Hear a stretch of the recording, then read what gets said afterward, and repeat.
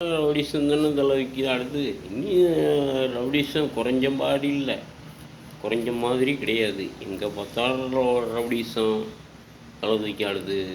இது ஒரு ஆட்சியாளர்கள் ஆட்சி ஆள்ற மாதிரியே தெரியலை. ஏதோ பணக்காரர்களின் ஆட்சி, ஏழை மக்களின் ஆட்சி, மக்களின் ஆட்சின்னு சொல்கிறீங்களே தவிர ஏழை மக்களை எங்கே வாழ விடுறீங்க? பணக்காரங்களை தானே வாழ விடுறீங்க. எங்கே பார்த்தாலும் ரவுடிசம் தலை தூக்கி ஆடுது.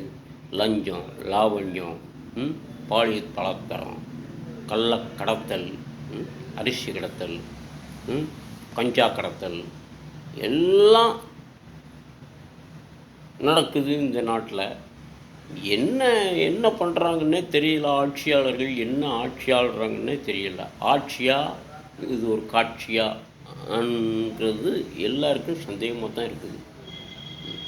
சந்தேகத்தில் தான் இந்த ஆட்சியாளர்களே இருக்கிறாங்க. ஆட்சியாளனும் நாட்டைத்தான் கைவசம் வச்சுக்கணும். மக்கள் வரிப்பணத்தை சூறையாடணும். 50 லட்சம், 60 லட்சம், 70 லட்சம், 80,000 கோடி அப்படின்னு சுருட்டணும். தான் குடும்பத்தின் நிதிக்காக சேர்க்கணும். பிள்ளை குட்டிகள் நல்லா வாழணும். தன் சொந்த பந்தங்கள் நல்லா இருக்கணும். அண்ணன் தம்பி நல்லா இருக்கணும். தான் மகனை துணை முதல்வராக போடணும்.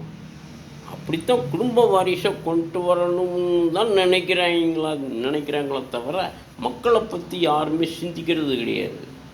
மக்கள் வறுமை கோட்டில் இருக்கிற மக்கள் ரொம்ப வறுமையில் வாடி வதங்குறாங்களே. விலைவாசிகள் கூடி போச்சு. பஸ் கட்டண உயர்வு, பால் விலை உயர்வு, இந்த மாதிரிலாம் யாராவது சிந்திக்கிறாங்களா? இப்போ காய்கறி விலை உயர்வு. மக்களுக்காக, மக்களின் நன்மைக்காக யாராவது போராடுறாங்களா? எங்கே பார்த்தாலும் பார், ஒயின் ஷாப்பு தான் பார். வருங்கால இளைஞர்கள் நாட்டின் தூண்கள் அப்படிங்கிறாங்க. எங்கே தூண்கள்?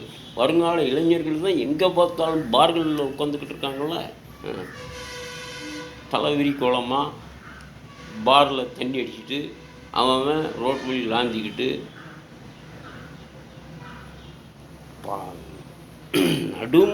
நடு இரவு 2 மணி 1 மணி 2 மணிக்கு கூட தண்ணி அடிச்சுட்டு அவன் ஸ்பீடு வண்டியில் நிப்பாட்டிக்கிட்டு முன்னால் நிப்பாட்டிட்டு வண்டியில் ஏறி உட்காந்துக்கிட்டு அரட்டை அடிச்சுக்கிட்டு இருக்கிறாங்க ஃபேக்ட்ரிகளுக்கு முன்னாடி, பஸ் ஸ்டாண்டில். ஏன் வெளியில் போகிற ஜனங்க, வேலைக்கு போகிற ஜனங்க, அதுவும் லேடிஸுங்க தன்னந்தனியாக லேட்டாக வர்ற பஸ்ஸு வந்து இறங்குவாங்க. பஸ் ஸ்டாண்டில் இறங்கி தான் வீட்டுக்கு நடந்து போவாங்க. அப்போ இளைஞர்கள் கூடி நின்னா அவங்க என்ன நினைப்பாங்கன்னு கொஞ்சம் கூட இது இல்லையா? 11 மணிக்கு மேலே எந்த ஃபேக்ட்ரி திறந்திருக்கோ அது மெயின் ரோட்டில் பஸ் ஸ்டாண்டு பக்கம் இருக்கிற ஃபேக்ட்ரிகள் மூடணும்னு உத்தரவு போடணும். அதுதான் மெயின். வாகனங்களில் செல்பவர்கள் மது அருந்திவிட்டு வாகனத்தை ஓட்டக்கூடாது அப்படின்னு போலீஸ் எச்சரிக்கை போர்டு போட்டிருக்காங்க.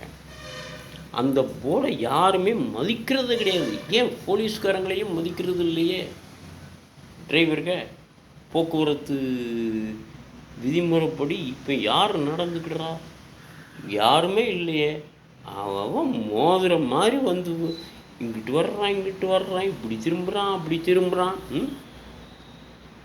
ஆக்சிடெண்ட்டை உருவாக்குற மாதிரி தானே வர்றாங்க. பாருங்க, 2 நாளைக்கு முன்னால் வேலூரில் நடந்தது, தருமபுரியில் நடந்தது, திருப்பூரில் அடிக்கடி நடந்துக்கிட்டு இருக்கு. தருமபுரியில் நடந்தது, டிப்பர் லாரியும் பைபாஸ் ரோட்டில் போகும்போது டிப்பர் லாரியும் கவர்மெண்ட் பஸ்ஸும் ஒரே நேருக்கு நேராக மோதிடுச்சு. அதில் 7 பேர் ஸ்பாட் அவுட்டு, 25 பேர் படுகாயத்தோட ஆஸ்பத்திரியில் அட்மிட் ஆகியிருக்கிறாங்க, கவர்மெண்ட் பஸ்ஸில் இருக்கிறவங்க. அப்போ இந்த தவறு யார்கிட்ட இருக்குது? தவறு டிப்பர் லாரி டிரைவர்கிட்ட தான் தவறு இருக்குது. ஏன் மது அடிந்து விட்டு ஏன் வாகனத்தை ஓட்டணும்? அவங்க மேலே நடவடிக்கை எடுங்க. அவங்க மேலே நடவடிக்கை எடுக்கிறத விட முதல்ல பார்களை இழுத்து மூட சொல்லுங்கள். ஒயின் ஷாப்புக்கு வர்றதை நிப்பாட்ட சொல்லுங்கள். ஒயின் ஷாப்பு எங்கெங்கே ஒயின் ஷாப் இருக்கோ அதெல்லாம் இழுத்து மூட சொல்லுங்கள். தமிழ்நாட்டை வந்து கேரளா பாணியில் பின்பற்ற சொல்லுங்கள்.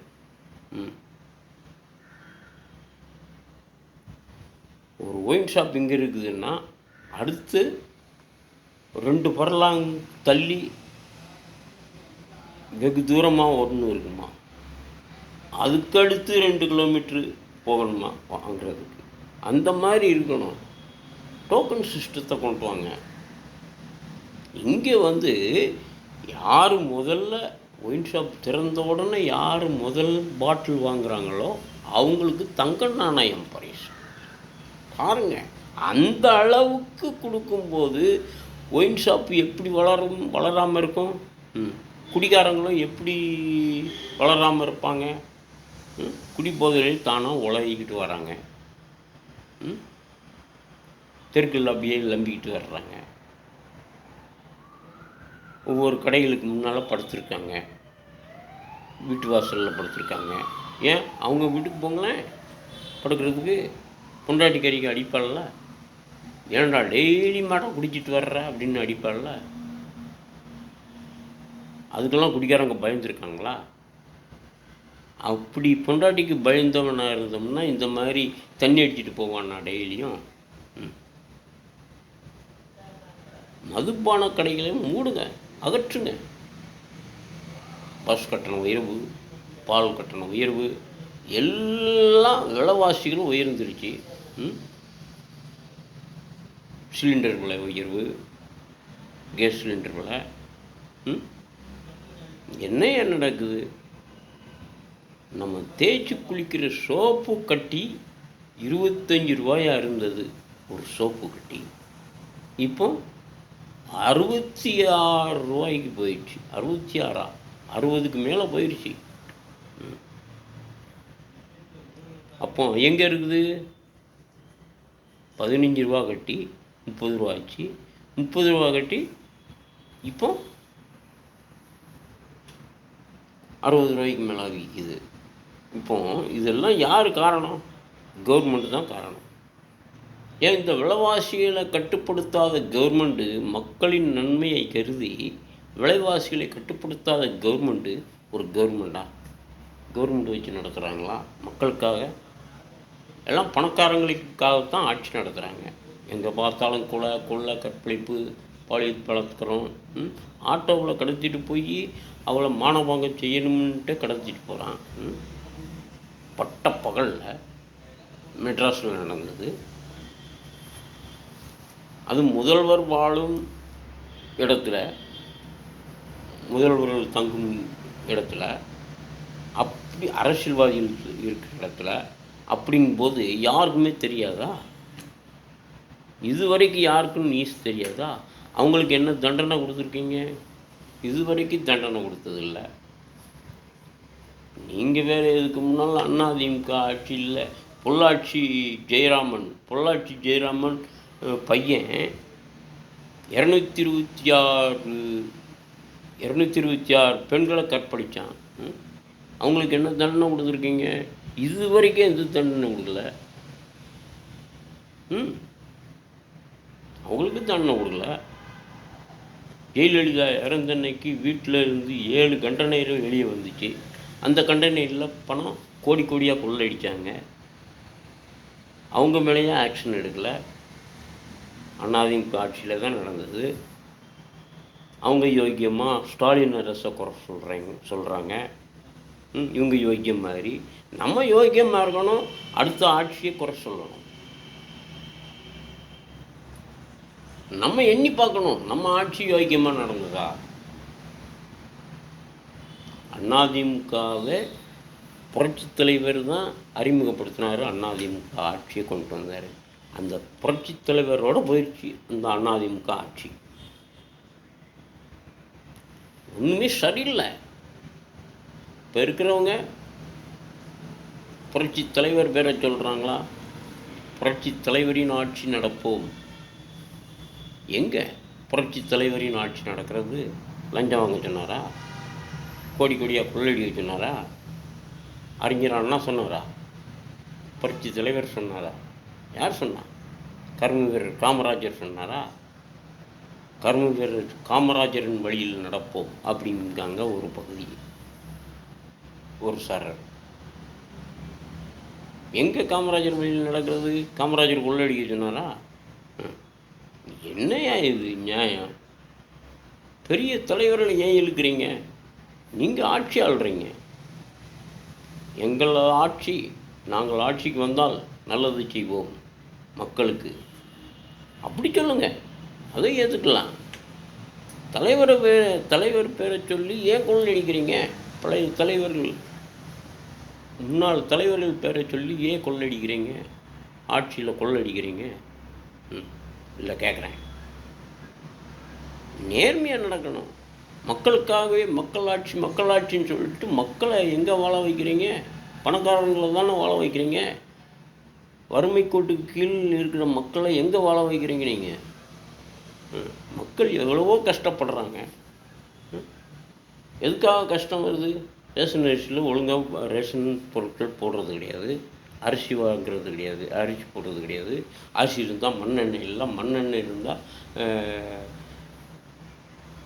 எண்ணெய் புண்ணை எதுவுமே கிடையாது. என்ன இது? என்ன விளையாடுறீங்களா? ஆட்சி நடத்துகிறாங்களா? ஆட்சி என்னைய ஆட்சி? மக்களாட்சின்னா மக்களுக்காக ஆட்சி நடத்துங்க. அப்படி முடியலை அப்படின்னு சொன்னால் விட்டுட்டு போங்க. ராஷ்டிரபதி ஆட்சி பிரகடனப்படுத்திட்டு போங்க. ராஷ்டிரபதியாவது ஒரு வருஷம் ஆட்சி ஆளட்டும், அதுக்கப்புறம் தேர்தல் வைங்க. இந்தா நேற்று பெஞ்ச மலையில் இன்றைக்கி முளைச்ச காலம் எடப்பாடி கூட பேசுகிறாப்புல. 117 சீட்டு வேணும் எங்களுக்கு 2026 நடக்க போகிற எலெக்ஷனில், சட்டசபை எலெக்ஷனில் 117 இடம் எங்களுக்கு வேணும் அப்படின்னு கேட்குறாப்புல. 117 இடம் கொடுத்தோம்னா நான் உங்கள் கூட கூட்டணி சேர்றேன். 117 7 இடம் உன்னையெல்லாம் ஜெயிக்க முடியுமா?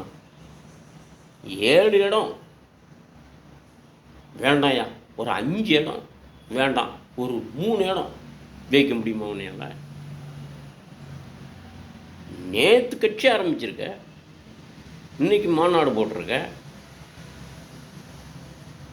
உங்களை பற்றி மக்களுக்கு அறிமுகமாகணும்ல. உனக்கு பின்னாடி தொண்டர்கள் தான் இருக்கிறாங்க. நீ சினிமாவில் பயங்கரமாக நடிச்சிருக்கையா. என்ன பயங்கரம்? ஏன் பழைய காலத்து எம்ஜிஆரோடவா நீ நடிப்பில் மண்ணெண்ண வரப்போகிற? புரட்சி தலைவர்னு சொல்லி அவர் பேர் வாங்கிட்டார். புரட்சி கலைஞர்னு சொல்லி இவர் விஜயகாந்த் பேர் வாங்கிட்டார். நீ இளைய தளபதியா? அது என்ன தளபதி? எந்த கப்பலுக்கு தளபதின்னு கேட்குறேன் நான். நீர்மூழ்கி கப்பலுக்கா தளபதியா? இல்லை கேட்குறேன். கட்டு மரத்துக்கு தளபதியா? என்னையா தளபதின்ட்டு? விஜயகாந்த் காலில் இருக்கிற தூசியில் வருவானா தளபதி? புரட்சி தலைவர் எம்ஜிஆர் காலில் இருக்கிற தூசியில் வருவானா தளபதி? சொல்லு. மூஞ்சி பார்த்தாலே அகோரமாக இருக்குது. இவனெல்லாம் முதலமைச்சர் சீட்டில் உட்காந்தோம்னா நாடு சிரிக்கும்.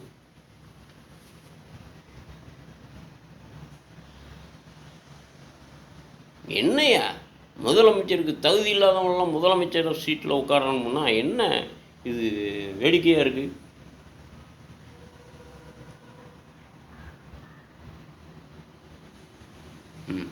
இல்லை கேட்குறேன்.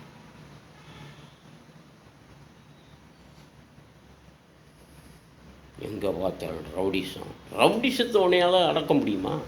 உன்னையால் மீட்ட முடியுமாடா? என்ன முதலமைச்சர் 2026 நான் தான் முதலமைச்சர்னு கங்கணம் கட்டிட்டு அலையிறானுங்க. அதில் வேற யூடியூப்பில் போட்டுக்கிட்டுறாங்க 2026 முதலமைச்சர் விஜய் அப்படிங்கிறாங்க. என்ன விஜய்க்கு என்ன தகுதி இருக்குது முதலமைச்சர் ஆகிறதுக்கு? அதை எவனும் சிந்திக்கிறது இல்லையே. இளைய தளபதி விஜய் வருங்கால முதல்வர் அப்படின்னு போடுறாங்க. வால் போஸ்ட் அடிச்சிருக்காங்க, அடித்து விட்டுறாங்க. என்னையா இது வேடிக்கையாக இருக்குது? தெருவில் போகிற பிச்சைக்காரங்க பூரா நான் தான் முதலமைச்சர் அப்படின்னா முதலமைச்சர் சீட்டில் உட்கார வச்சுருவீங்களா? நானும் தான் வருங்கால முதலமைச்சர் அப்படின்னு சொல்லிக்கிறேன். வால் போஸ்ட்டில் போடுங்க பார்க்கலாம். ஏன் போட மாட்டேங்கிறீங்க? சுட்டேஸாக பணம் கொடுத்தா உடனே போட்டுருவீங்க. அவன் என்ன சொன்னாலும் போட்டுருவீங்க.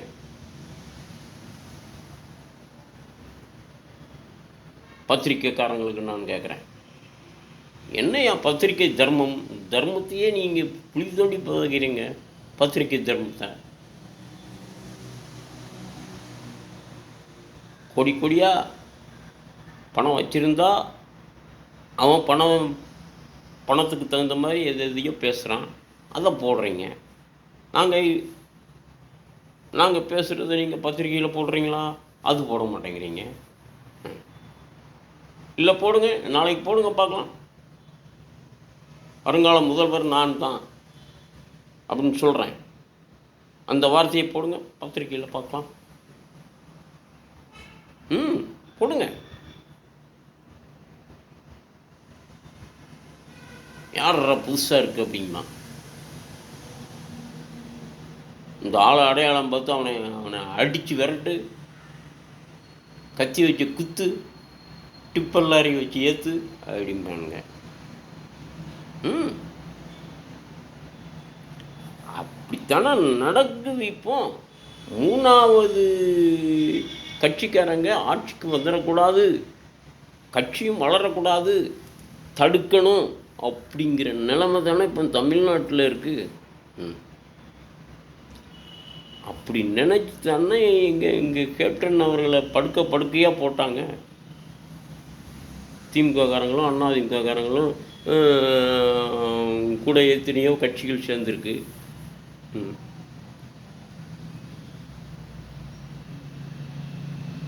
கூட ஒருத்தர் இருக்கார், எங்கள் ஊருக்காரரு வைகோ. என்ன இது? 4 கூட்டணி சேர்ந்து நீங்கள் தான் முதல்வர் வேட்பாளர் அப்படின்னு சொல்லி ஏன் இவர் நிற்க வேண்டியதானே? இவர் சொந்த தொகுதியில் இவர் தொகுதியில் நிற்க வேண்டியதானே? ஏன் கடைசியில் வாபஸ் வாங்கினார்? அதை சொல்லுங்கள். தோற்று போயிடுவோம் அப்படின்ட்டா. இப்போ விஜயகாந்த் தோத்தா ஒன்றும் இல்லை, நீங்கள் தோத்தா என்னையா நாடா சுடுகாடா அப்படின்னு எதிர்கட்சிக்காரங்க கேட்குறதுல என்ன தப்பு இருக்குது? எங்கே பார்த்தாலும் கொலை கற்பழிப்பு, ரவுடிசம் தலை தூக்கி ஆடுதே தவிர ரவுடிசம் குறைஞ்ச பாடு இல்லை. எங்கே பார்த்தாலும் ஆக்சிடெண்ட்டு, சாலை வசதி இல்லை, குண்டும் குழியுமா இருக்குது சாலைகள். இப்படி இருந்த பிறகு ஆபத்து இல்லாமல் எப்படி இருக்கும்?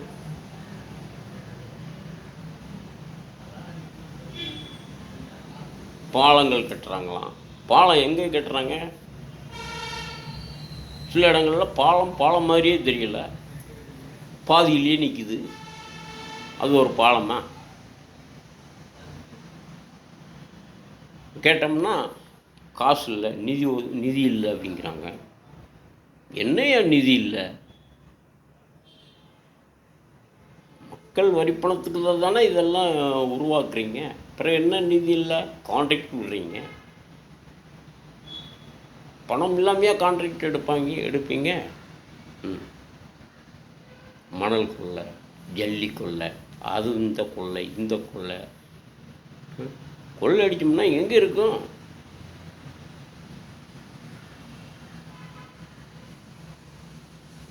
ஸ்ட்ராங்கான பாலத்தை உருவாக்கணும்னா அந்த காலத்தில் கர்ம வீரர் காமராஜர் ஆட்சி காலத்தில் பாலம் கட்டினார் ஒரு இடத்துல.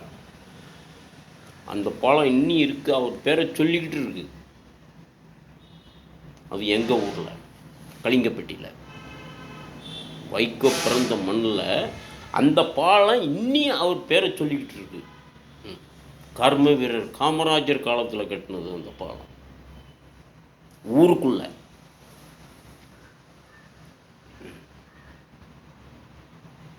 அப்படிப்பட்ட தலைவரை காமராஜரின் வழியில் நடப்போம் அப்படிங்கிறீங்க நீங்கள். அந்த தலைவர்களை ஏன் இழுக்கிறீங்க? பழைய தலைவர்கள் அந்த ஆட்சியோட போயிடுச்சு. இப்போ நீங்கள் புதுசாக வந்திருக்கிறீங்க. உங்கள் ஆட்சி ஆளுங்க, மக்களுக்காக ஆளுங்க. அவங்களும் மக்களுக்காக சேவை செஞ்சு மக்களுக்காகவே தியாகம் பண்ணி மக்களுக்காகவே உயிரை நீத்த தலைவர்கள் வரிசையில் அவர் கர்ம வீரர் காமராஜர், அடுத்து அறிஞர் அண்ணா, மகாத்மா காந்தி, ஜவஹர்லால் நேரு, இந்திரா காந்தி அம்மையார், புரட்சி தலைவர் எம்ஜிஆர், புரட்சி கலைஞர் விஜயகாந்த், இவங்கெல்லாம் மக்களுக்காகவே உயிரை விட்டவர்கள். அப்படிப்பட்ட தலைவர் இருக்கிற மத்தியில் இப்போயும் தலைவர்கள் இருக்காங்க. மக்களுக்காக இல்லை, தான் குடும்பத்துக்காக. தான் குடும்பம் வாழணும், தன்னை நம்பி வந்த மக்கள் வாழணும், ஜால்ராக்கள் வாழணும். சிங்சா நமக்கு ஜால்ரா அடிக்கிறாங்க பாரு, அவங்க வாழணும். அப்படிங்கிறதான் நோக்கம். உங்களுக்கு நோக்கம்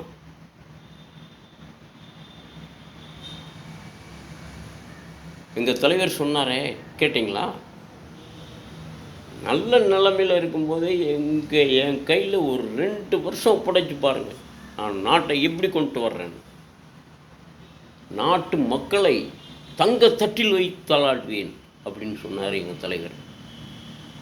அது இன்னி என் நெஞ்சில் இருக்குது.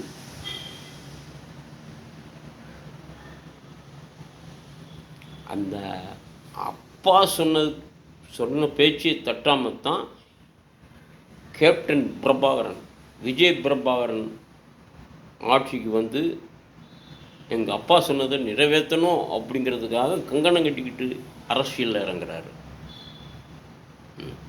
அதே மாதிரி யார் இருக்கா? இப்போ எவனுமே இல்லையே. ஆட்சிக்கு வரணும், கோடி கோடியாக சுருட்டணும், கொள்ளையடிக்கணும், மணல் கொள்ளை, ஜல்லி கொள்ளை, அந்த கொள்ளை, ப்ளீச்சிங் பவுடர் கொள்ளை.